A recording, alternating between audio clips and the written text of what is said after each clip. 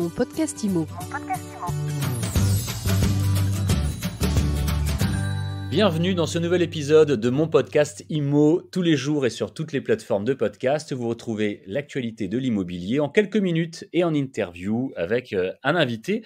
Aujourd'hui, notre invité, c'est Nicolas Roussel. Bonjour Nicolas. Bonjour Fred. Nicolas, vous êtes cofondateur avec Claire Roussel, votre épouse, puisque vous êtes un couple d'entrepreneurs, de Gérer mes locs, un site qui ose s'attaquer à Airbnb. Mais comment osez-vous faire cela ?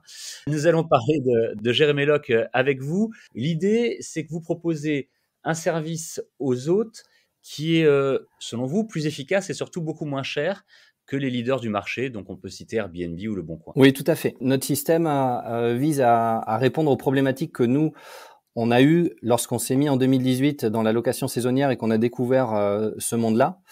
On a commencé à louer notre bien sur des plateformes de location, donc notamment Airbnb. On a été très surpris par les coûts excessifs qui sont appliqués en termes de commission. On a aussi rencontré des problèmes au niveau des cautions. En cas de problème avec les locataires, Airbnb ne favorise pas toujours l'hôte et cherche pas forcément à comprendre le pourquoi du comment. Et on a été aussi assez surpris par les pénalités qu'ils appliquent, parce que si on refuse par exemple plus de 3 réservations dans l'année, on peut avoir notre annonce qui est supprimée. Et donc voilà, on a trouvé ça assez brutal. Et c'est pour ça on a commencé aussi à travailler sur du direct. On a essayé de passer en direct, mais là on s'est heurté à un autre problème, c'est la difficulté de gérer un turnover assez fréquent de locataires sans avoir d'outils adaptés. Et c'est de là qu'est partie l'idée de commencer à travailler sur un outil et de développer Gérer mes locs. Gérer mes locs, ça permet aux propriétaires qui louent des fonds de location saisonnières de pouvoir tout gérer. Alors concrètement, vous rémunérez comment ? Alors on se rémunère nous uniquement par les frais de service qui sont facturés aux voyageurs. On a décidé justement par rapport à cette frustration qu'on avait d'avoir des frais qui étaient énormes sur Airbnb, qui étaient facturés aux voyageurs, c'est 17% en moyenne pour les voyageurs sur Airbnb et 3% pour les hôtes ou les conciergeries.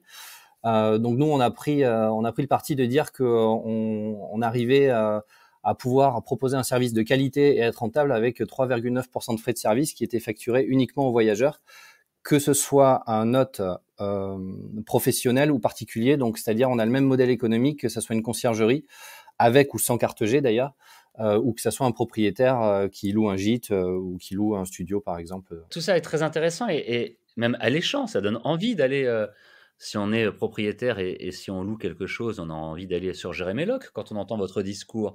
Mais est-ce qu'on va trouver des voyageurs parce qu'on a l'impression que le marché est ultra trusté par Airbnb ?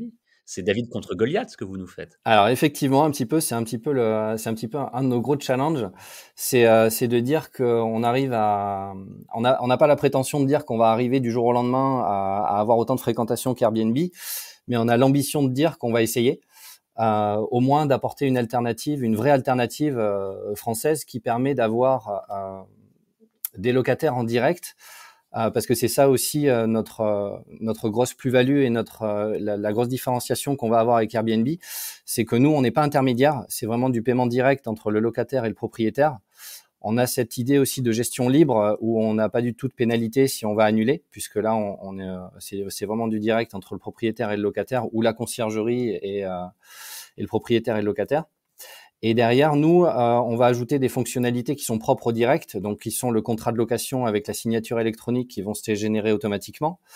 On va ajouter des inventaires à distance pour répondre à d'autres problématiques qui sont de connaître l'état de son logement en très haute saison, notamment parce que les conciergeries ou les personnes n'ont pas forcément le temps de faire le point sur le départ des locataires et faire un check-out pour voir s'il n'y a pas eu de casse et si l'appartement est propre.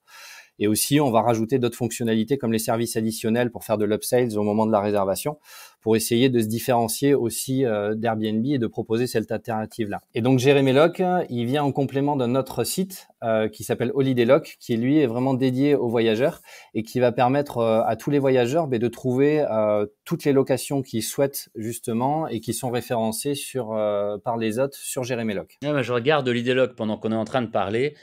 C'est effectivement très bien présenté et on retrouve quand même pas mal de choses. Évidemment qu'on n'a pas encore l'offre d'acteurs internationaux qui sont là depuis plus de 10 ans, mais on retrouve quand même des choses et c'est extrêmement clair. Nous sommes ravis que vous nous ayez présenté cette nouvelle solution, ce double site finalement Géréméloc pour les propriétaires et puis Holiday Lock pour les gens qui cherchent à partir en week-end ou en vacances. Merci beaucoup Nicolas Roussel. Merci beaucoup Fred pour cette interview. Et puis longue vie à Géréméloc, longue vie à Holiday Lock, cette solution, ce site entièrement créé, développé et présenté par un couple d'entrepreneurs français, Claire et Nicolas Roussel. On suivra votre aventure évidemment avec mon podcast IMO et My Sweet IMO. À bientôt. Avec plaisir, merci beaucoup. Mon podcast IMO, c'est tous les jours, c'est sur toutes les plateformes de podcast, Deezer, Spotify, Apple, Google, etc. Vous pouvez nous écouter, vous pouvez surtout vous abonner, le partager et laisser des commentaires. À demain. Mon podcast IMO.